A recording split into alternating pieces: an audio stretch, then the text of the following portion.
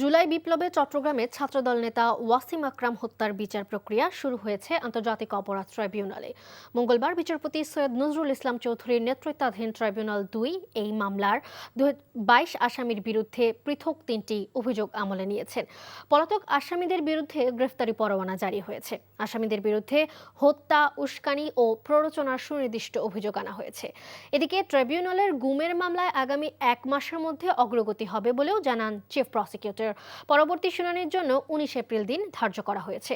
সাংবাদিকদের এক প্রশ্নের জবাবে চিফ প্রসিকিউটর বলেন, গুম অধ্যাদেশ একটি অপ্রয়োজনীয় আইন ছিল। ট্রাইব্যুনালের আইনেই গুমের বিচার সম্ভব।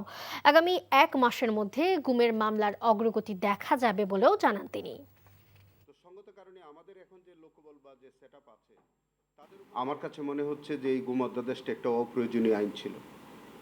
গুম হওয়ার ক্ষেত্রে যে অপরাধটা গুম অধ্যাদেশের আওতাধীন যে অপরাধটা ছিল সেটা ইতোমধ্যেই আমাদের আইনে সেটা সংবিধিবদ্ধ ছিল।